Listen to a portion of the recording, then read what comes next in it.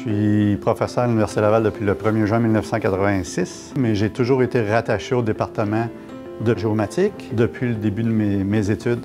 On a été la première université au monde à adopter cette vision où le numérique changeait complètement notre workflow, notre flux de production de données. Et ça a vraiment fait école. Ça a été extrêmement stimulant. La formation qu'on offre ici est encore scrutée à la loupe un peu beaucoup là, dans le monde et le succès qu'on a aussi avec le nombre d'étudiants que l'on réussit à attirer.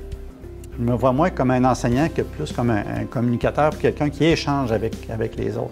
Ce que j'explique en classe, oui, j'explique les concepts, mais c'est toujours complété par des exemples concrets.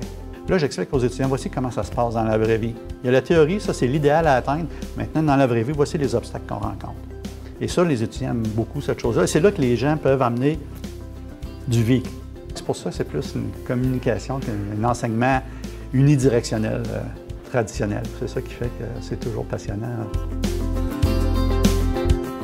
Je dirais que les principaux défis, ça a été de créer, avec l'avènement du baccalauréat en géomatique, et encore récemment, créer des nouveaux cours. Donc, j'ai monté plusieurs cours à partir de rien, parce qu'il n'y avait pas de manuel pratiquement dans le domaine. On était dans les premiers. Donc, le pictographe en tant que tel, c'est récent. C'est un langage qu'on a développé pour aider les gens à mieux exprimer ce qu'on appelle la géométrie des objets que l'on cartographie.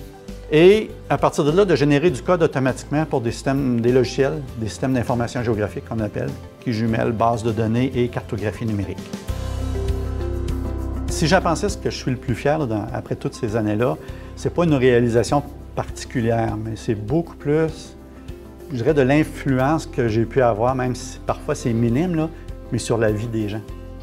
Quand je regarde les différents doctorants, postdoctorants que j'ai eus, j'en ai une dizaine qui sont professeurs dans d'autres universités, dont certains ont des carrières vraiment très intéressantes.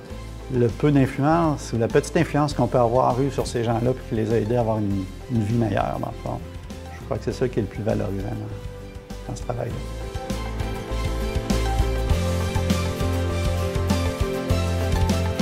On dit toujours qu'on n'est pas prophète en son pays. J'ai reçu des prix à l'extérieur, mais jamais en enseignement, jamais chez moi. Donc, dans le fond, ça vient confirmer des choses des fois qu'on a l'impression d'avoir fait un bon travail, mais c'est très, très bien reçu de ce point de vue-là.